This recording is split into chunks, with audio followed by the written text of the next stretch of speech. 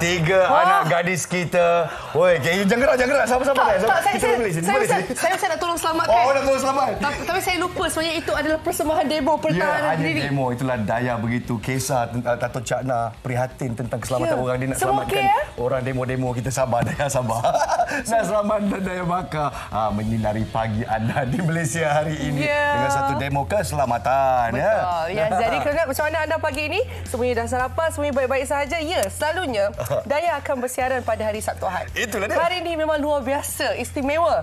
Jadi saya rasa begitu bersemangat sekali bersama dengan Nazri Rahman. Itulah dia. Kerja minggu, bukan hari minggu ni dia lain sikit feel. Itulah, rasa macam terus saya nak belajar self defense. Tidak sama sekali. Bersama Nazri Rahman kita tetap santai sambil kita memberikan pengisian yang terbaik dan insya-Allah bermakna buat anda para penonton sekalian. Ya, kita akan berdiskusi tentang keselamatan. Bagaimana kita nak mengelakkan diri daripada dicederakan anasir jahat. Kalau kata dia tiba-tiba tangkap rambut abang. Awak nak buat apa? Saya tahu apa nak buat. Apa awak nak buat? Mentang-mentang anak polis kan? Jadi sebenarnya pelbagai cara dan juga perkongsian yang kami akan kongsi dengan anda hari ini. Kita pun tahu macam sejak kebelakangan ni, kalau kita tengok di media sosial pun banyak kes-kes tular. Contohnya kes penculikan dan sebagainya. Penculikan memang tular sepanjang 2 minggu ini ya. Saya dapat macam-macam mesej di dalam WhatsApp grup saya. Kalau kita ada anak-anak bersekolah, memang ada grup WhatsApp untuk anak-anak kita. Jadi macam-macam jaga anak-anak kita, tiba-tiba ada orang kena culik bawa ke Thailand dan sebagainya. Padahal berita-berita yang kita terima di WhatsApp ni semuanya palsu dan pernah tular suatu masa dahulu 2017. Tapi kerana kita ibu bapa ni begitu takut akan keselamatan anak-anak kita, bila kita baca tiba-tiba kita jadi paranoia begitu. Betul. Jadi persoalan dekat sini, adakah patut kita takut ataupun adakah patut kita berhati-hati? Sebab kita faham bila kita dapat sesuatu info, kita terus rasa berderau darah. Betul ya, Bang? Tapi knowledge is power. Betul, setuju. Kalau kita dapat mengetahui atau berlatih cara-cara untuk kita mengelakkan diri daripada terjadinya insiden-insiden seperti ini, insya-Allah kita rasa lebih confident, lebih selamat dan tak adalah kita tengok sini takut, tengok sana takut. Kita pun nak jalani kehidupan yang biasa, betul? Betul. Kalau hidup dalam ketakutan ni pun orang kata tidak membawa kebaikan juga. Cakap pasal hidup ketakutan, Daya. Pagi ni awak takut tak bila saya nampak hujan turun? Begitu lebat, saya dah takut dah sebenarnya. Saya tak takut sangat sebab baju semua dah selesai basuh dah. Selesai basuh, tapi kita takut kepala air ataupun banjir. Yes, betul. Sebab ini pun sama juga, selain daripada penculikan, ramai yang risaukan tentang cuaca, katanya jangan pergi ke laut dan sebagainya. Apa kata kita tengok cuaca hari ini? Cuaca hari ini semuanya hujan daripada utara hingga ke selatan, timur hingga ke barat. Hujan dan juga ribut petir di Selangor, especially pada pagi ini. Hujan begitu lebat. Ada di antara rakan-rakan saya dah bagi warning dah. Macam korang semua dah siapkan barang-barang. Mana tahu kan tiba-tiba air naik, tiba-tiba barang-barang korang semua baik simpan dalam satu beg, terus kita boleh angkut. Lagi-lagi dokumen yang penting. Tepat sekali. Sebab itu yang paling kita harus utamakan lah ya. Okey, ini adalah perkongsian kami supaya kita semua lebih berhati-hati dan juga boleh rancang perjalanan kalau nak ke mana-mana. Baik. Tepat sekali. Okey, jadi kita dah kongsikan tentang cuaca dan kini kita juga nak kongsikan suatu laporan istimewa daripada MHI tentang adakah ibu bapa kita cakna akan keselamatan anak-anak, terutamanya bila anak-anak berada di sekolah, sedang bermain di taman permainan dan sebagainya. Adakah ibu bapa memantau anak-anak mereka, Daya? Ya, terus kita tanyakan diri sendiri. Adakah aku cukup berwaspada? Sama-sama kita saksikan.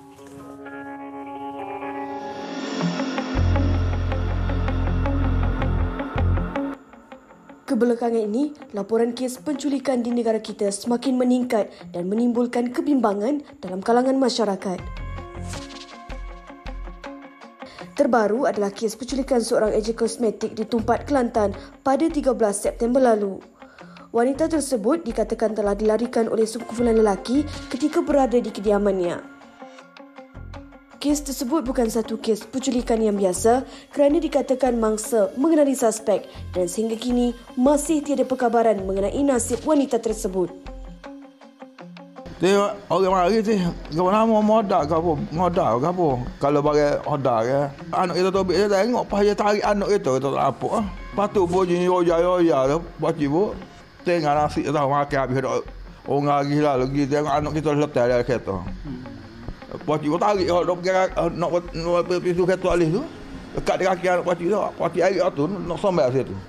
Mula-mula dia tak biasa pakcik. Oh, aku tak ada pisau tu. Tak lagi pisau kata.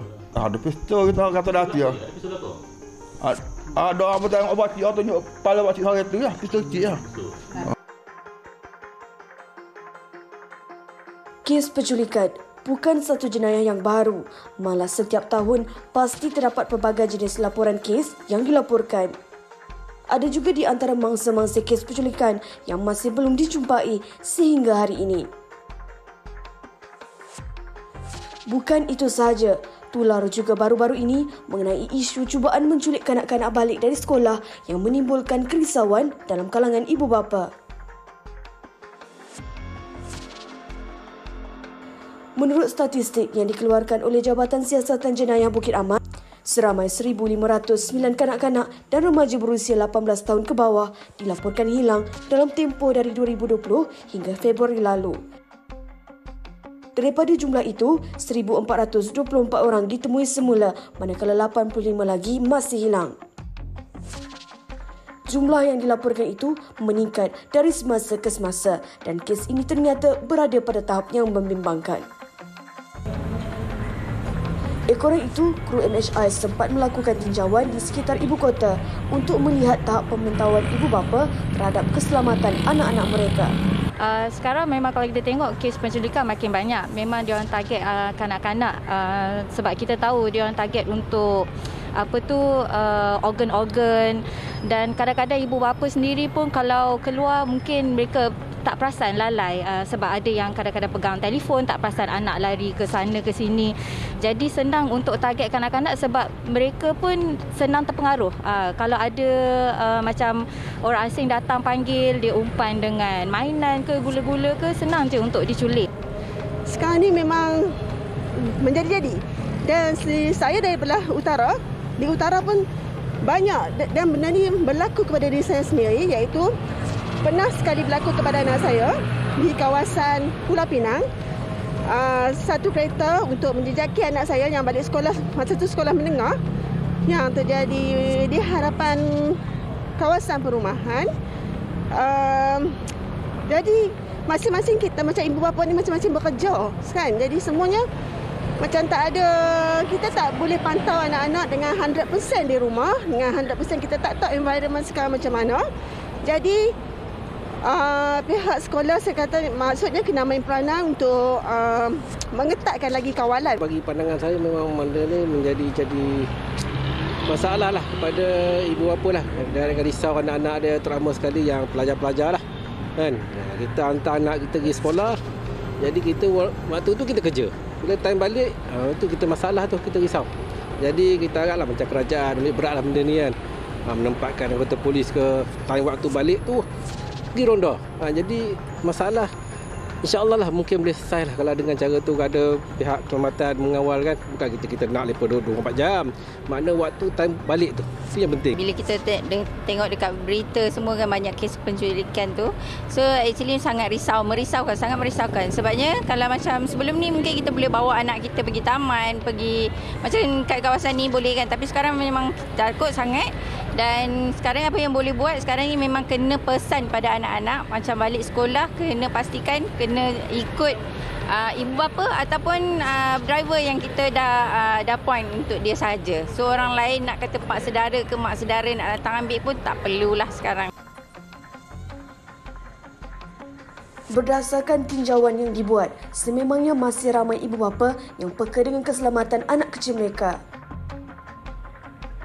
Ada juga di antara mereka yang memegang erat tangan anak mereka dan memastikan anak berada di samping mereka dalam keadaan yang selamat. Namun, masih ada juga di kalangan ibu bapa ini yang membiarkan anak mereka berkeliaran seorang diri tanpa kawalan.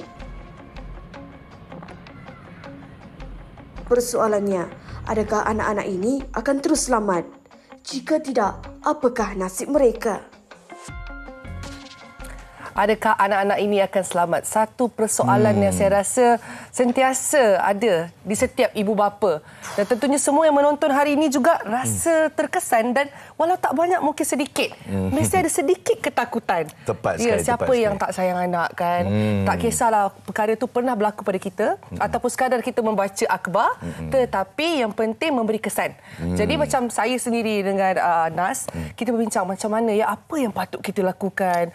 Sebab macam dikatakan tadi, banyak perkongsian anak dibiarkan begitu sahaja, contohnya tanpa pengawasan, sebab mungkin sibuk dengan gadget ataupun berborak dengan kawan-kawan. Ingat ya, satu saat sahaja boleh jadi macam-macam. Sekelip mata malang tidak berbau di sini. Tapi saya alhamdulillah bila kita lihat rakyat Malaysia agak cakna ya, mereka agak memantau anak-anak mereka dan mereka juga faham akan situasi, membaca.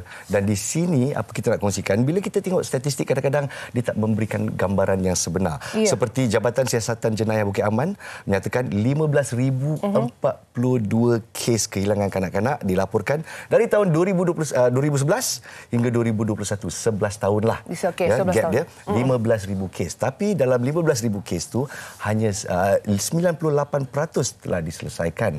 Hanya 2% merupakan kes penculikan. Jadi kita inginkan penjelasan yang sebenar kalau kita tengok statistik dan juga apa yang kita harus lakukan sebagai ibu dan ayah. Jadi kita bersama dengan Profesor Madya Dr. Geshina Ayu Mat Saad, pensyarah kanan program Sains Forensik Pusat Pengajian Sains Kesihatan dari USM, Universiti Sains Malaysia. Assalamualaikum Profesor. Waalaikumsalam. Terima kasih kerana bersama kita pada pagi ini. Dan bila kita lihat statistik yang seperti saya nyatakan tadi, 15,000 kes dari 2011 hingga 2021 kanak-kanak hilang. Jadi boleh Profesor ulaskan sikit, adakah statistik ini memberikan gambaran yang sebenar? Okey, statistik tidak memberi gambaran yang sebenar kerana ada banyak elemen yang kita kena fikirkan. Tim saya ada buat penyelidikan mengenai kanak-kanak hilang ni beberapa tahun yang lepas. Penyelidikan tersebut adalah inisiatif PDRM Selangor dan tujuannya adalah untuk mendalami isu-isu yang berkaitan dengan penculikan kanak-kanak dan kanak-kanak hilang. Jadi kajian tersebut merupakan kajian ulung mengenai jenayah ini yang melidik faktor-faktor sosio-demografi, sosio-ekonomi, persedaran kanak-kanak berdasarkan kertas laporan polis dan pengalaman siasatan polis. Kalau kita lihat kepada sejarah ya, rekod laporan polis ni, memang dah ada kanak-kanak yang hilang sejak awal 1980-an lagi. Dan benar, kebanyakan mereka dijumpai kembali ataupun mereka kembali sendiri kepada ahli keluarga. Malangnya memang ada juga kes kanak-kanak yang tidak dijumpai. Namun, gambaran yang ada kat media masa ni menggambarkan bahawa kes penculikan ataupun percubaan culikan ni sangat kerap. Jadi sebenarnya tak adalah begitu kerap ya? Tak. Salah faham ini selanjutnya disulami oleh kreativiti kewartawanan yang menghiasi laporan kes-kes individu. Sebenarnya satu kes, dua kes. Tapi banyak sosial media mengambil kes ini dan jadikan dia tular seolah-olah berlaku di mana-mana. Kadang-kadang penggambaran media, ketakutan ibu bapa atau penjaga menunjukkan bahawa kanak-kanak itu memang betul lah diculik untuk tujuan jahat. Robot, tebusan, balas dendam, organ. Tapi dapatan kajian sebenarnya menunjukkan bahawa itu bukan betul. Perkara yang sebenar ya. Jadi ialah mungkin apa yang kita baca tu tidak seperti apa yang benar-benar berlaku ya. Lagi-lagi dengan kuasa tular sekarang ya Prof. Baik Prof, mungkin kita nak kongsikan juga macam sejak akhir-akhir ni, macam kalau dikatakan kes penculikan ni ataupun percubaan penculikan ni banyak daripada negeri Kelantan. Jadi apa yang disasarkan oleh penculik sebenarnya kalau dalam kes penculikan ni Prof? Okey, ini sebenarnya satu mitos. Bagus. Insiden percubaan dan insiden benar bukan sahaja di negeri Kelantan ya. Begitu juga insiden yang direka atau yang palsu bukan sahaja dari negeri Kelantan. Tak ada statistik yang kukuh menunjukkan bahawa memang sahlah banyak kes berlaku di Kelantan. Tak ramai penculik dalam tahanan pun yang kita boleh bual untuk menyiasat ini secara mendalam. Namun tak seperti apa yang digambarkan dalam TV dan wayang. Jadi kebanyakan kanak-kanak yang hilang disebabkan oleh pergaduhan dan keluarga sendiri. Keinginan peribadi kanak-kanak tu untuk meninggalkan keluarga dan bukan kerana curi. Kadang-kadang ibu bapa sebenarnya ingin menutup jenayah lain seperti mendera anak-anak dan mengatakan bahawa kanak-kanak itu diculik. Kalau kita nak lihat kepada kajian mengenai sasaran, kenapa kanak-kanak disasarkan, ini berdasarkan motif. Kita kena faham.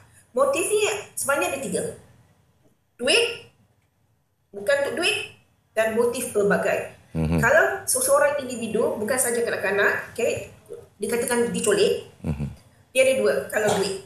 Adakah sebagai tebusan untuk membalas hutang atau untuk komuniti? 3. Kalau sebagai tebusan atau hutang, ada 3 bawah dia. Pertama, dipulangkan tanpa kecederaan, dipulangkan dengan kecederaan, ataupun langsung tak dipulangkan. Kalau kes tebusan atau hutang yang tak dipulangkan, ada 6 di bawah dia pula. Oh, okey. Sebagai contoh untuk pemandangan. Beri kepada orang lain. Ada juga sebagai penderaan. Sindiket anak angkat. Sindiket mengemis, sindiket dadah sebagai contoh. Okey. Kalau komuniti jual tu kita dah tahulah, senanglah ya. Benda tu kalau kita tahu dia adalah untuk komuniti, peluang untuk jumpa balik adalah tipis kerana dia dijual. Pembedahan ataupun organ. Namun bila saya tengok tadi ada setengah individu mengatakan bahawa kanak-kanak ini mungkin diculik untuk organ, kita kena faham. Tak semudah itu. Itu bukan satu mitos. Kerana ada 4 benda yang kita kena faham. Okey. Kalau nak ambil organ, pertama, apakah organ yang dicari? Kedua, kesihatan individu tersebut. Okey. Ketiga, kesesuaian dengan penerima. Kalau organ kanak-kanak diambil, lebih mudah, lebih senang dibagi kepada penerima kanak-kanak, bukan dewasa. Keempat, masa untuk transfer organ tersebut. Ya, daripada orang yang kita ambil organ tu kepada penerima. Masa dia sangat terhad. Lagi cepat lagi bagus, dalam masa lebih kurang 90 minit. Jadi nak dikatakan dia dibunuh di Malaysia sebagai contoh dan organ dia dibawa ke luar negara, amat tipis lah. Tak munasabah ya? Boleh tu boleh, tapi masa tu sangat singkat. Baik, okey. Jadi teknologi yang sekarang ada, pakar-pakar perubatan telah menghasilkan organ-organ yang tidak memerlukan organ daripada manusia. Baik, okey. Saya bila dapat penerangan daripada Prof ni, kita rasa lebih terbuka mata juga ya. Baru tahu juga sebab bila cakapkan penculikan ni, kita ingatkan macam memang diculik begitu saja. Rupanya ada banyak sebab-sebab, faktor-faktor. Klasifikasinya. Klasifikasi, ya betul. Jadi di sini apa kita dapat? Saya nak tambah kat sini. Kalau individu tersebut diculik bukan untuk duit, ada 2. Adakah diculik oleh ahli keluarga sendiri atau bukan ahli keluarga? Kalau diculik oleh ahli keluarga pula, ada lagi. Ada lagi, okey. Pertama, kerana hak jagaan. Suami isteri bergaduh. Hak penjagaan kepada si isteri. Bekas suami tak suka. Dia pun menculik anak dia. Kadang-kadang kerana nak membalas dendam oleh keluarga tu. Kadang-kadang kerana memang betul nak menyebabkan keluarga resah, takut. Kadang-kadang ahli keluarga yang menculik tu kerana difikirkan saya nak selamatkan anak-anak saya. Bekas isteri, bekas suami ni panas baran, kaki pendera, jadi dia nak selamatkan anak dia sendiri, dia pun bawa lari anak dia. Dan ada sesetengah individu menculik anak sendiri, ahli keluarga sendiri untuk leverage. Untuk dapatkan duit, untuk dapatkan kerjasama dan sebagainya, lapak seri lah kiranya. Kalau bukan ahli keluarga, ini yang teruk sikit lah.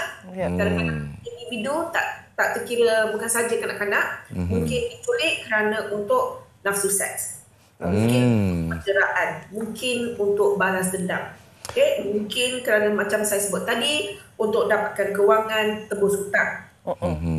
So kalau itulah kes dia, kanak-kanak ataupun individu yang diculik bukan oleh ahli keluarga sendiri, setelah dia dapat apa yang dia nak, mungkin ditinggalkan, dijual atau dibunuh. Jadi kadang-kadang kita jumpa balik, kadang-kadang tak jumpa balik. Bagus tu. Terima kasih doktor. Jadi kita pun menunggu komen-komen daripada penonton-penonton kita dari Facebook ya. Ya, betul. Dan anda juga boleh menelefon kami untuk bertukar pendapat 77261603 kalau ada masa di pagi hari. Tapi saya sebagai ayah juga ingin mengetahui, dan ada orang juga tanya saya soalan secara peribadi ni ada juga. Okey.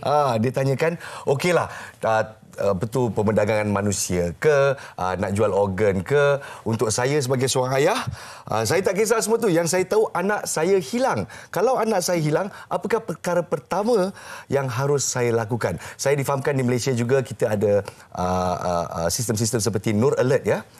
Dan juga kita ada registry kanak-kanak hilang di laman web PDRM. Bolehkah Profesor sarankan apa yang harus kita lakukan? Kita mesti mati akal, tak tahu apa nak buat ni. Pasti. Mesti tak tahu nak buat apa dah. Langkah pertama, Prof. Dia mengikut situasi lah. Sebab kadang-kadang ibu bapa yang merupakan sumber yang di mana kanak-kanak tu membuat keputusan untuk lari dari rumah. Ya? Sebab kadang-kadang kanak-kanak tu dengan sendiri sengaja keluar daripada rumah ikut orang lain. Ataupun dia keluar tanpa ikut orang lain, dan kita kena faham apakah sebenarnya yang menyebabkan tu. So kita kena tengok dia hilang kerana sendiri, kerana ada pergaduhan dalam keluarga, ataupun memang sah ada orang culik dia. Okey. Sebab ramai ibu bapa menjaga berpendapat kalau anak tu hilang mesti diculik. Baiklah. Sebab mestinya. Jadi kita kena faham. Kita kena orang di keliling, siapakah kawan-kawan anak kita, benar-benar ke dia hilang, ataupun dia buat macam prank ke, dia bersama dengan kawan dia tak maklumkan kepada ahli keluarga dia sebenarnya bermain dengan kawan-kawan sebagainya. Kalau prank, jangan terus panik. Jangan terus panik dulu. Okey. Jangan terus panik. Sebab dia dapatkan pengetahuan. Kalau kita tengok statistik, memanglah kebanyakannya memang kes lari dari rumah atau merajuk dengan ayah dan ibu dan sebagainya. Ataupun takut ada buat sesuatu, takut dimarahi, mungkin mereka menghilangkan diri sekejap. Jadi of course ibu bapa anggap adakah anak diculik dan sebagainya. Yes, kan? Tapi kita ada cerita dengan Dayah di sini. Dayah ada cerita kat saya tentang satu kes di suatu tempat pelancongan pada minggu lepas, di mana dua orang berpakaian seperti macam telekung ya Dayah. Macam itu sebenarnya pakaian daripada negara lain, macam seolah-olah macam kalau kita baju kurung itu adalah baju mereka lah. Tapi kita nampak macam pelancong. Tetapi dikabarkan sebenarnya gerak-geri itu memang sangat menakutkan sebenarnya. Dan difahamkan ada percubaan menculik di mana dia berdekatan dengan seorang ibu, tak salah saya, sedang main telefon dan dia cuba culik. Nasib baik terperasan dan telah ditangkap. Jadi saya takut kerana perkara macam ni boleh berlaku di tempat awam. Kita rasa banyak orang rasa selamat. Jadi pendapat Profesor tentang hal ini, kawasan awam pun tak selamat. Kita kena lihat kepada konteks. Pertama, ada tak keinginan tu dalam pendirian bakal penculik? Ada tak sasaran? Kedua. Ketiga, ada tak siapa yang boleh memantau, boleh melihat, boleh menghalang kejadian itu daripada berlaku? So, ada 3 element. Kalau dah ada 3 ni, yang pertama, niat, keinginan penculik. Kedua, sasaran yang sesuai. Ketiga, tak ada orang sekeliling yang mampu menahan. Dia akan mencari peluang untuk mengambil, menculik kanak-kanak. Jadi, kalau kita nak handle, nak memastikan ini tak berlaku, kena ketatkanlah yang 3 ni. Pastikan anak itu tak disasarkan, pastikan individu yang bertanggungjawab di sekeliling kanak-kanak, awasi, ketahui kat mana kanak-kanak tersebut. Jadi tak ada keinginan.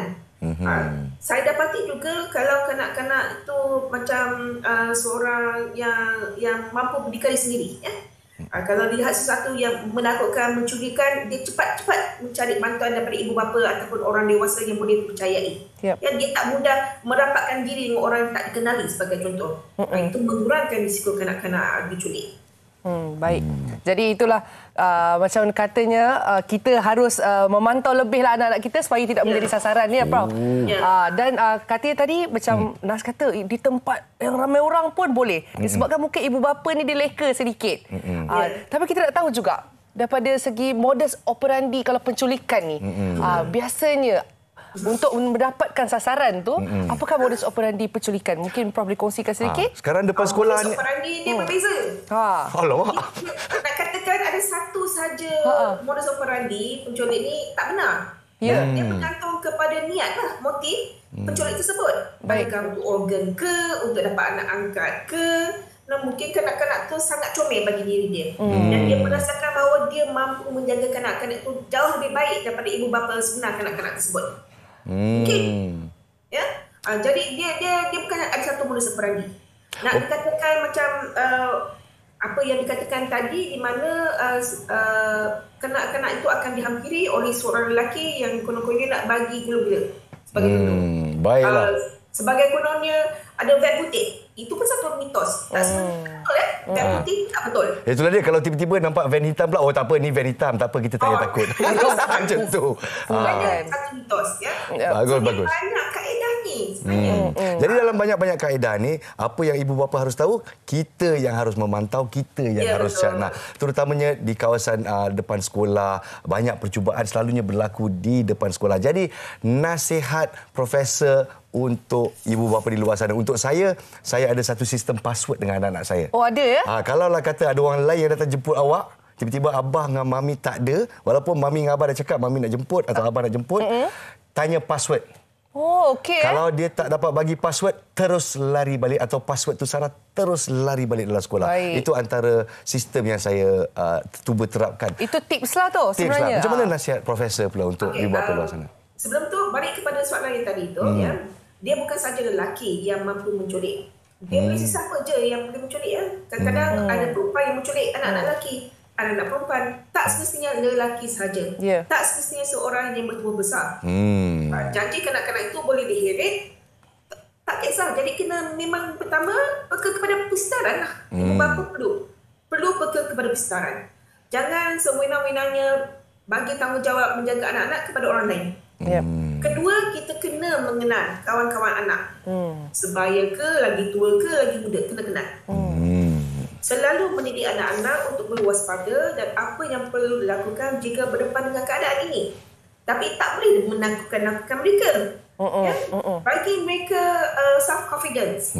Jadi mereka tahu apa nak lakukan. Keempat, hubungan antara anak, ibu bapa, penjaga dan guru mesti mesra dan selamat, di mana anak-anak selesa berkongsi masalah. Kalau tak, nanti dah sampai malam baru kanak-kanak tu berkatakan, ayah, tadi pagi masa sekolah ada percubaan menculik. It's too late.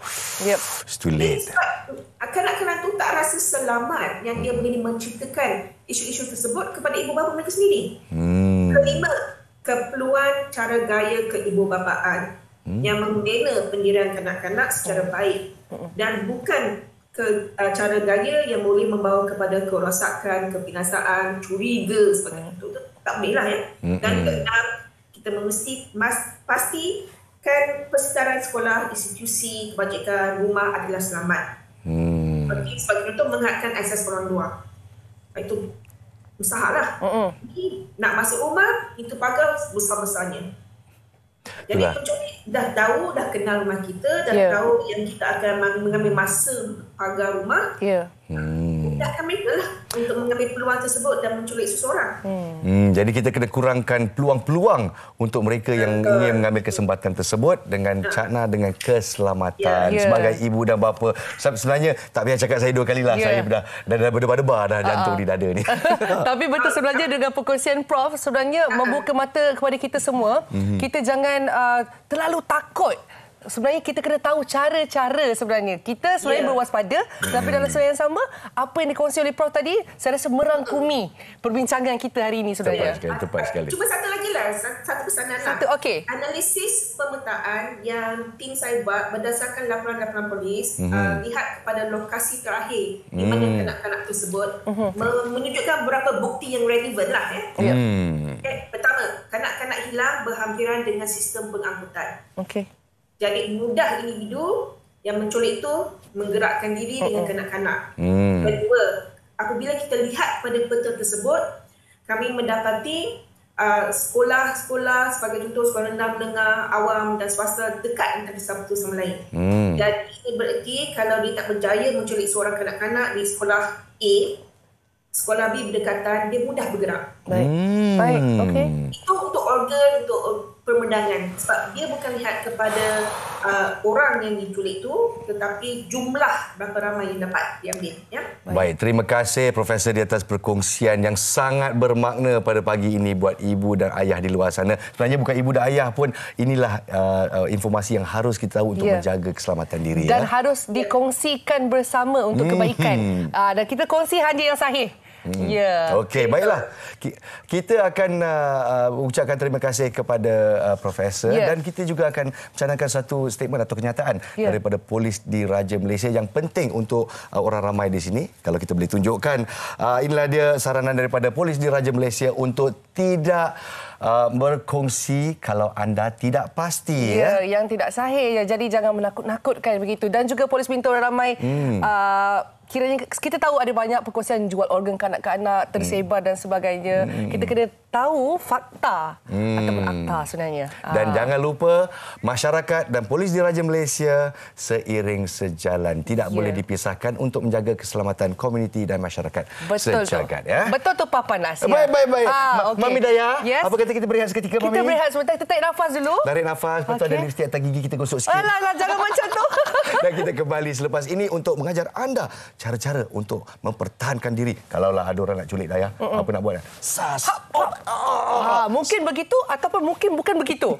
Kita tunggu selepas ini. Selepas ini, jangan ke mana-mana.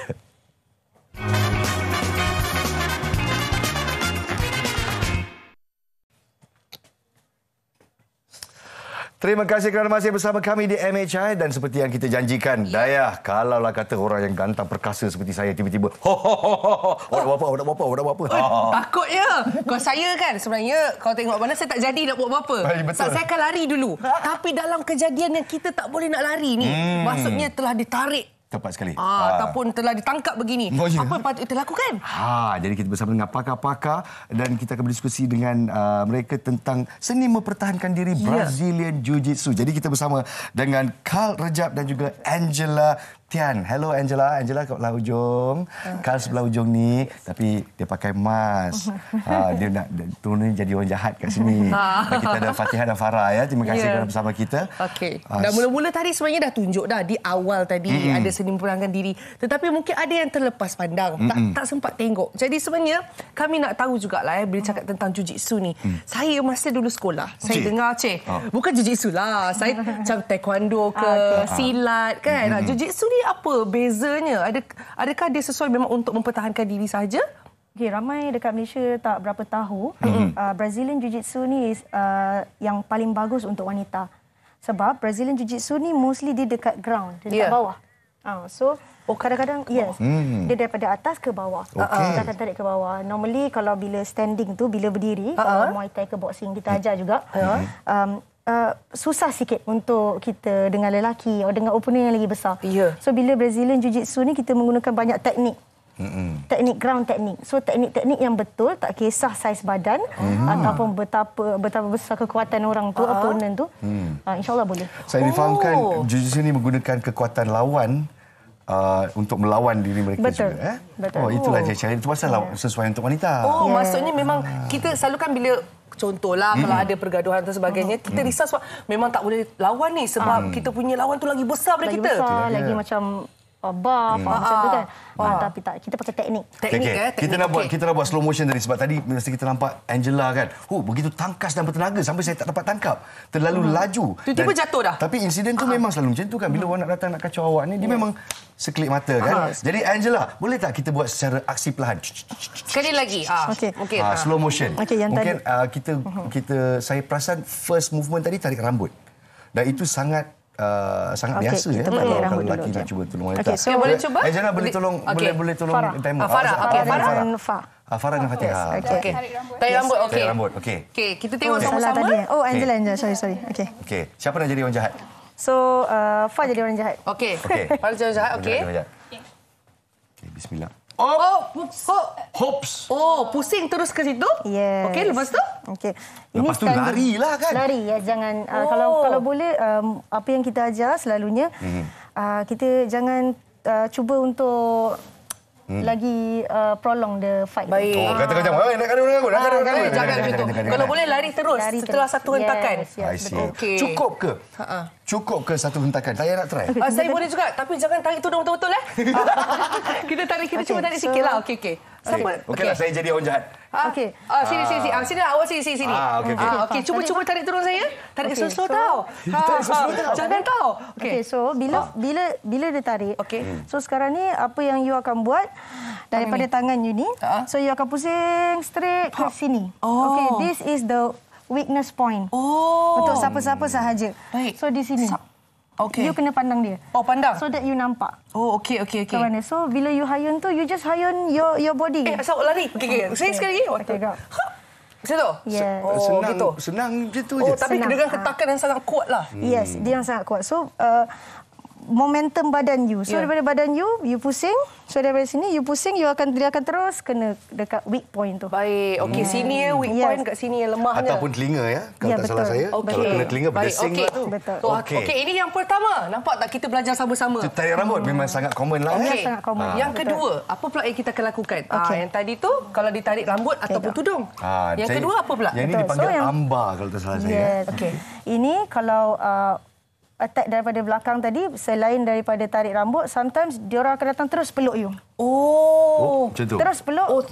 Okey. Tak tahu, mungkin nak bawa pergi tempat lain ke ataupun nak choke dia ke. Nak choke dia ke. So first tangan terus masuk sini. Okey. First tangan terus masuk situ. Okey. Lower down your body, turunkan badan you. So semua weight you turun ke bawah. Baik. Terus turun ke bawah. So you akan terus turun ke bawah macam ni and roll. Roll sahaja. Baik. Okey, sebab selalu saya ingat kan macam orang tarik belakang, saya perasan orang akan macam ke belakang cuba untuk ni ataupun dia, kaki dia selalu ditendang-tendang. Tapi sebenarnya tu tak ada apa-apa kesan. Bila you ke belakang, lagi you tolak ke belakang, lagi you bagi dia banyak ruang untuk bagi you kurang bernafas. Itu susah bernafas. Faham. Ke bawah, jatuhkan berat badan you. Supaya dia pun sama-sama terjatuh dengan kita. Apabila jatuh di sini, saya perasan Fatihah tengah pegang tak bisa gitu. Tangan dia mesti kena pegang macam ni. So, okey. So, position tangan macam tu sebab urat ke atas. Okey. Dan betapa kuatnya lelaki ni pun dia takkan sebab urat dekat sini and Fakihah akan angkat hip untuk patahkan tangan dia. Patahkan tangan. Tapi kita takkan buatlah macam tu. Tapi boleh patah lah. Yes, dia akan maksudnya dengan tarik begitu ya? Ya, betul. Kalau kita boleh fokus kepada bahagian sini Fatihah. Jadi macam mana dia nak kita angkatkan badan begitu ya? Sakit. Farah sakit. Ini demo semata-mata ya. Okey, terima kasih. Terbaik. Ini yang nombor 2 ya. Ini kalau ditarik ataupun dipeluk dari belakang. Okey, yang ketiga pula apa? Okey, yang ketiga. Yang ketiga daripada depan. Daripada depan. Okey, contoh berani kita cuba. Dia depan, berani dia. Kadang-kadang mana tahu dia macam berselisih kan? Macam tu. Okey, go. Okey, first. Tolak dia ke bawah. Okey. Tolak ke bawah. Kunci kan? Kunci dia. Okey, so mula-mula tadi. Okey, sorry. Cuba lagi sekali. Okey, so Farah akan datang. Okey, mula-mula Farah akan datang, tarik tengkuk dia. Okey, tarik tengkuk orang yang kat depan tu ke bawah. Tarik macam ke bawah. So lower daripada you punya chest. Okey, so bila dia dah ke bawah and then kunci dia. Kunci dia, tangan, lock and berdiri. Berdiri. Yes. Berdiri. Yes. Kalau untuk Fakihah dia tinggi, tinggi lagi. So lagi tinggilah. Boleh patahkan tengkuk dia lah. Okey. So jengkit saja. Jengkit je. Inilah seni jiu-jitsu Dia sebenarnya teknik sebenarnya. Teknik. Okey. Nak cuba? Boleh juga Boleh cuba. Saya cuba. Okey, saya jadi nombor 1 ni. Saya jadi penjahat ke? Nak rasa tak? Nak rasa? Saya rasa daya yang saya cubakan. Saya nak menyelamatkan diri. Okey, baik. Nasib baik hari ini kita dah ekstra. Selalunya saya yang jadi orang jahat. Sakit. Okey. You buat macam biasa. Macam jalan. Kita jalan. Okey. Sabar. Sini Okey, so Tarik dulu Mula-mula jangan macam tu. Okey, mula-mula dekat tengkuk dia. Tengkuk dulu. Yang weak point selalu dekat leher. Belakang sini. Okey, satu tangan je. Okey, tangan ni relax dulu. Okey. Bawa dia turun ke bawah. Okey. Okey, so sampai kat sini. Okey. Okey, tangan yang tu masuk kat bawah ni. Sini. Yes, betul. Okey. Tapi nama dia siapa? Daya. Daya kena masuk habis. Okey. Habis Daya. Okey. So alright. you lock dia. Tangan ni kat sini Daya. Mana? Macam ni? Yes. Wow. So Daya, sekarang dia dah lock. Cop, kita pusing. Ya, saya pakai pusing. Sorry kita pusing. Kita pusing. Nak bagi diorang tengok macam mana lock tu. Okey, ke bawah semula. Okay. Maksudnya tangan Daya macam ni. Betul ya? Betul. Tangan kisah macam ni. Yes. Okey, so badan Daya ke bawah. Bawah, habis. okey. Bawah lagi Daya. Bawah lagi, okey. So, maknanya Daya dah pressure dia. Okey. Betul. So, sekarang cuba Daya berdiri straight. Pelan-pelan. Berdiri straight lagi. Kau jangan patahkan. Okey, dia tap je maknanya sakit. Tap sakit. Yes. Okey.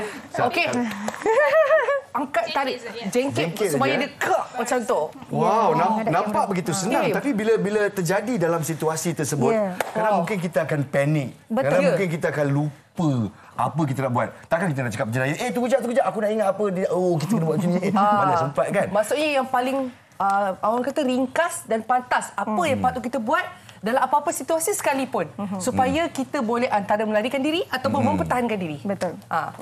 So yang paling senang you kena ingat weak point dia. Weak point dia leher. Okey. Ni memang paling weak. Selalunya kalau saya cerita dengan anak-anak dara dalam keluarga saya, weak point dia faham. Boleh sana. Juga sebenarnya. Boleh juga. Macam tu. Boleh betul juga kan? Tapi ada sebab ada certain orang tu diorang boleh tahan. Okey. Kadang-kadang kita punya sepakan ke kita punya ni tu tak berapa betul and tak kena miss tak berapa kuat. Tak tepatlah kiranya. Dan sekali tak kena tu habis. Ya, betul. Jadi gunakan peluang sebab kita akan dekat kan bila kita nak attack tempat yang private area tu kita akan dekat. So dia orang boleh. Baik. Okey. Jadi terima kasih. Jadi kepada penonton di luar sana, lelaki ataupun wanita di Brazilian Jiu-Jitsu ni menggunakan tenaga lawan untuk anda mempertahankan diri, insya-Allah. Think about macam mana kita nak mempertahankan diri dan kita kena berlatih. Yang benda ni kadang-kadang bila terjadi tu kita panik. Betul. Dan sebenarnya kenapa kita kongsikan dengan anda juga supaya anda nanti boleh praktik atau demokan dengan anak-anak juga. Praktikkan ya, dia kena praktis. Kalau tak praktis kita tak jadi kebiasaan. Thank you Fitness Champ sudi bersama dengan kami. Sebab saya rasa hari ini kita dapat pelajaran baru terbaik untuk mempertahankan diri kita. Terima kasih Angela Tian, Fatihah dan juga Farah, terima kasih banyak-banyak. Kita berikan seketika dan apabila kita kembali, apa yang molek? Cik Mek molek ke? Molek FM lah, apa lagi dah, apa yang terbaru yang datang daripada Molek FM dan kempen-kempen mereka kita saksikan selepas ini.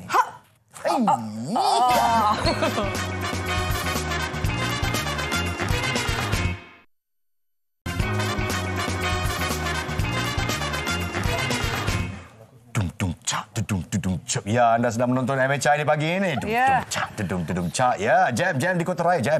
Ya, anda juga bakal mendengarkan satu lagu Cik Mek molek dari kami berdua. Tapi ini semua penyampai radio zaman dulu lah. Apa itulah saya dengar lagu Cak Dum Cak masa kata ini zaman bila punya radio ni. Okey. Pasal umur kita kan. Tapi sekarang ni semua dah moden, semua dah baru, semua dah ceria. Dan semuanya molek-molek belakang. Macam tu. Jadi kalau anda setia dengan 105.1, anda duduk di pantai timur, anda biasa dengan dua suara ini. Kita memperkenalkan di set MHI. Fizi dan Mezura. Assalamualaikum, salam sejahtera, salam hebat, salam kasih sayang kepada semua yang sedang menonton MHI.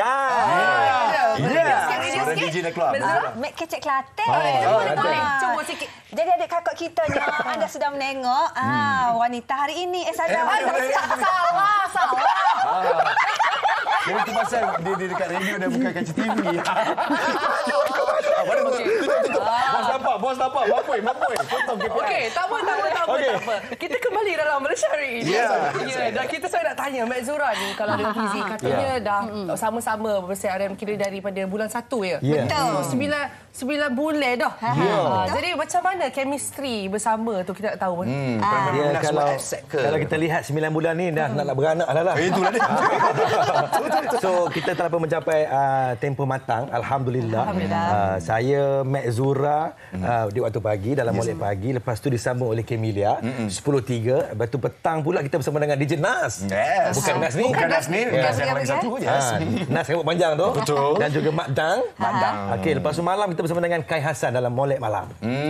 Dan itu adalah line up dia untuk Molek FM. Betul.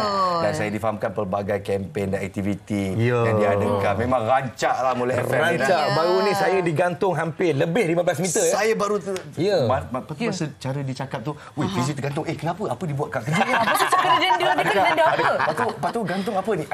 Apa tu Section 29B? Takut dah. Jadi apa jadi? Dia Section 13 alam. Jadi digantung.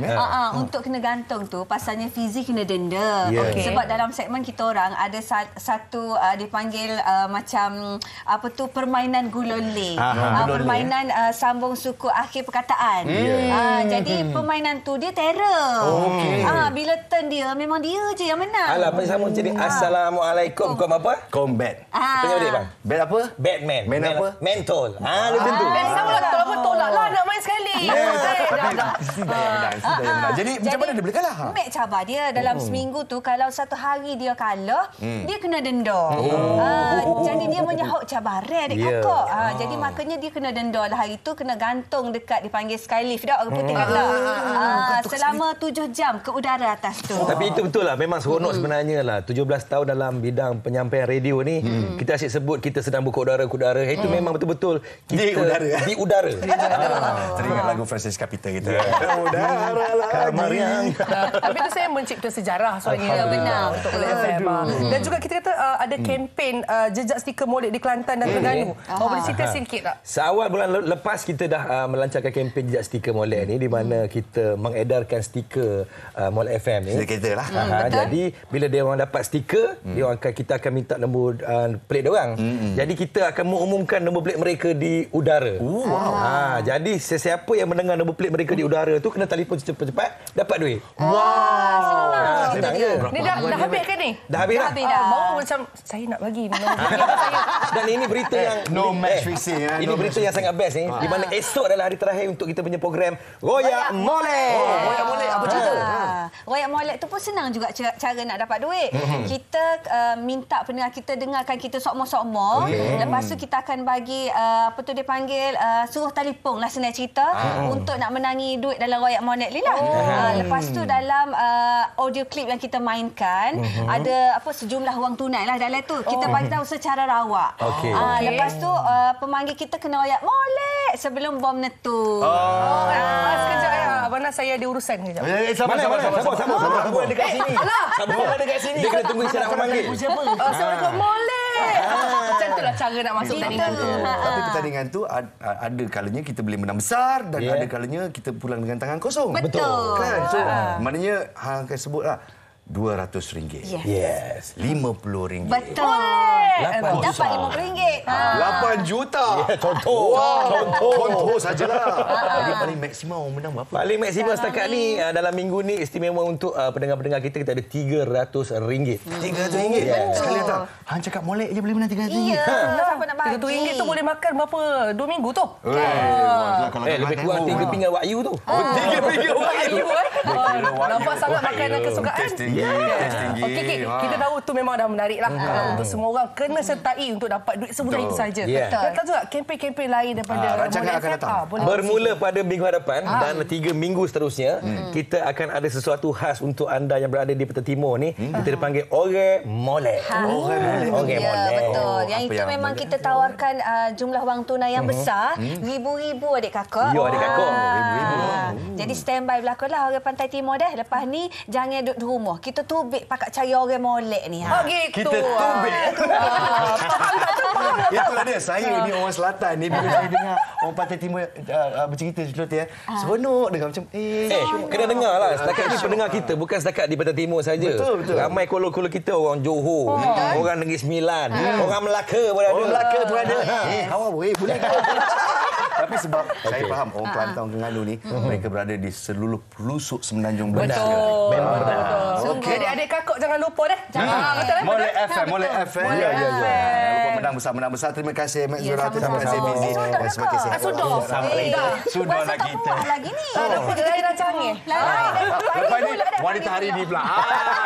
Okey, kita berehat seketika dan kita kembali kita gulung rancangan Malaysia hari ini. Untuk anda semua. Jangan ke mana-mana. Adik kakak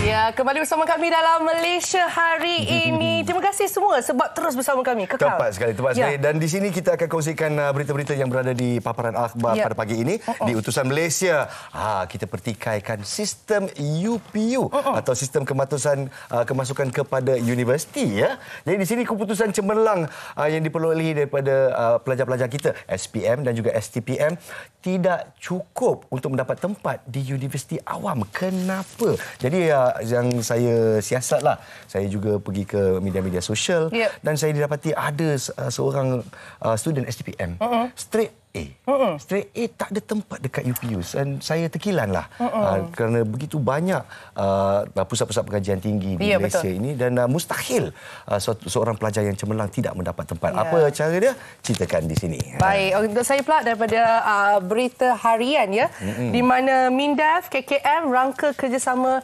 hadapi banjir dan menjadikan pengalaman banjir besar yang mengorbankan lebih 50 nyawa akhir tahun lalu. Jadi KKM dan MINDEF bersetuju untuk mengoptimalkan aset dan sumber kedua-dua kementerian itu bagi menghadapi ancaman banjir tahun ini. Ini yang dikatakan kesiapsiagaan. Tepat sekali. Sebelum keadaan menjadi panas, kita bersiap siaga. Dan cerita tentang panas. Rancangan dapur panas ni. Daya pernah tak masak, tapi masak kat hutan? Ini saya cerita ni. Sekarang ni memang musim orang ramai masuk ke hutan nak tenangkan minda, betul? Jadi berehat tu tapi perut nak kena isi. Nak tahu apa masakan yang sesuai dimasak waktu berkelah? Jom tonton Dapur Panas musim baru bersama Chef Naim dan artis jemputan Betty Rahmat pada hari Rabu, setiap hari Rabu 11.30 pagi. Dapur Panas supaya kita semua jadi lebih pandai memasaklah. Tapi bila kita masak tu jaga-jaga kita masak, kalau boleh kita masak benda yang healthy. Betul, atau yang menjaga kesihatan. Besok di MHI kita menyambut Hari Jantung Sedunia. Sayangilah jantung anda. Jadi sambung jantung sikit. Macam tu. Jadi kepada anda jangan lupa saksikan kami setiap hari Malaysia hari ini Jadi, macam mana siaran di hari yang bukan hari Minggu? Saya suka. Boleh panggil saya lagi setiap hari. I like it. Okey, kita berehat seketika dan kita kembali esok hari. Saya Naz Rahman. Saya Daya Bakar. Assalamualaikum semua. Jaga diri, jaga hati. Bye. Selamat pagi.